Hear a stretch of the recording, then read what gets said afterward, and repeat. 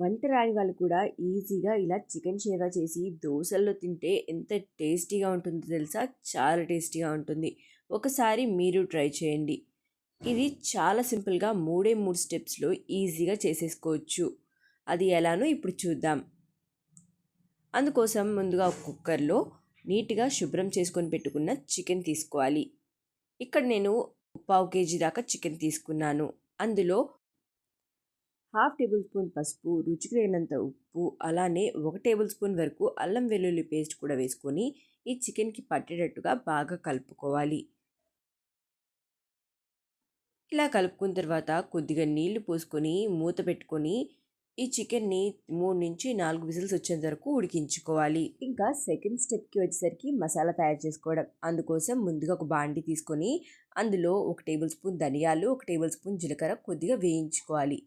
అలా కొద్దిగా వేయించుకున్న తర్వాత అందులో 3 లవంగాలు, 1 ఇంచ్ చెక్క, అలానే 10-11 వరకు మిరియాలు, 1 టేబుల్ స్పూన్ వరకు పుచ్చగింజలు వేసుకొని బాగా వేయించుకోవాలి. అలానే ఇందులో ఒక స్టోన్ ఫ్లేవర్ చిన్న ముక్క వేసుకోవాలి. ఇలా వేసుకున్నట్లయితే ఫ్లేవర్ చాలా టేస్టీగా ఉంటుంది. తర్వాత దీన్ని ఒక 2 నిమిషాలు ఫ్రై చేసుకున్న తర్వాత అందులో 2-3 జీడిపప్పు వేసుకొని బాగా వేయించుకోండి. జీడిపప్పు వేసేటప్పుడు స్టవ్ ఆఫ్ చేసుకొని వేసుకోండి, సరిపోతుంది. ఇప్పుడు ఈ మసాలా దినుసులన్నీ కూడా మెత్తగా గ్రైండ్ చేసేసుకోవాలి. తర్వాత మనం సన్నగా ఉల్లిపాయలు, టమాటాలు, అలానే పచ్చిమిరపకాయలని పొడవుగా కట్ చేసుకొని పక్కన పెట్టేసుకోవాలి. ఇప్పుడు మూడో స్టెప్లో కూర తయారు చేసుకుందాం. అందుకోసం ఒక బాండీ తీసుకొని అందులో నూనె హీట్ చేసుకోండి. తర్వాత అందులో 1 ఇంచ్ చెక్క, 3 లవంగాలు, 1 యాలుక్కాయ వేసుకొని బాగా వేయించుకోండి. ఇలా వేగిన తర్వాత అందులో ఒక సన్నగా కట్ చేసుకున్న ఉల్లిపాయ వేసేసుకొని దోరగా వేయించుకోవాలి. చూశారు కదా, ఈ విధంగా వేయించుకోవాలి. ఇలా వేగుతున్నప్పుడు అందులో 1 టేబుల్ స్పూన్ వరకు అల్లం వెల్లుల్లి పేస్ట్ వేసుకోవాలి. ఇక్కడ నేను మొత్తం 2 టేబుల్ స్పూన్స్ అల్లం వెల్లుల్లి పేస్ట్ వాడుకున్నాను. ఒకటేమో ఉడికించుకునేటప్పుడు, ఒకటేమో ఇప్పుడు. అలానే కరివేపాకు, 2 సన్నగా కట్ చేసుకున్న పచ్చిమిర్చి కూడా వేసేసుకొని బాగా వేయించేసుకోండి. ఇలా వేగుతున్నప్పుడు అందులో సన్నగా కట్ చేసుకున్న టమాటాలు వేసుకోవాలి. ఇక్కడ నేను 2 టమాటాలు తీసుకున్నాను. ఈ 2 టమాటాలని చాలా చిన్నగా కట్ చేసుకున్నాను, ఎందుకంటే తొందరగా ఉడకడానికి.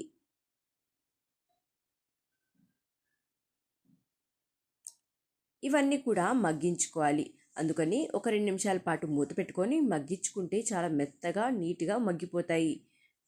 అంతలోపల మనం కుక్కర్ పెట్టుకున్న చికెన్ కూడా రెడీ అయిపోయింది. చాలా సాఫ్ట్గా కుక్ అయింది.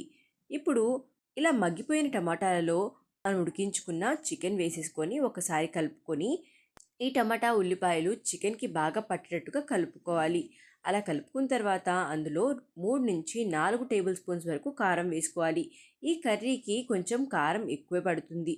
అలా చేసుకుంటేనే ఈ కర్రీ చాలా రుచిగా ఉంటుంది.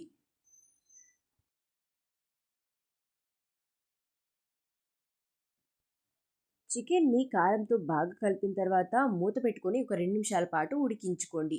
తర్వాత కొద్దిగా నీళ్లు పోసుకొని మళ్ళీ ఒక 2 నిమిషాల పాటు ఉడికించుకున్న తర్వాత అందులో ఇందాక మనం తయారు చేసుకున్న మసాలా పొడి కూడా వేసేసుకోవాలి. ఇలా వేసుకొని ఒకసారి బాగా కలుపుకొని కొద్దిగా నీళ్లు ఎక్కువ పోసుకొని ఉడికించేసుకోండి. ఇది మనం చికెన్ షేర్వా చేస్తున్నాం కాబట్టి వాటర్ ఎక్కువగానే పోసుకోవాలి.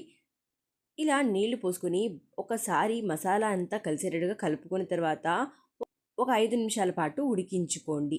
ఇలా ఉడికించుకున్న తర్వాత చికెన్కి మనం వేసిన మసాలా బాగా పడుతుంది. తర్వాత కసూరి మేతి కూడా వేసేసుకొని ఒక 2 నిమిషాల పాటు ఉడికించుకోవడమే.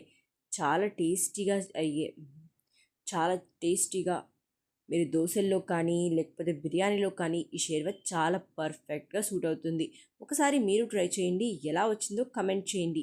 మీకు కనుక ఈ వీడియో నచ్చినట్టయితే లైక్ చేయండి, అలానే మా ఛానల్ని సబ్స్క్రైబ్ చేసుకోవడం మర్చిపోవద్దు. Thank you for watching.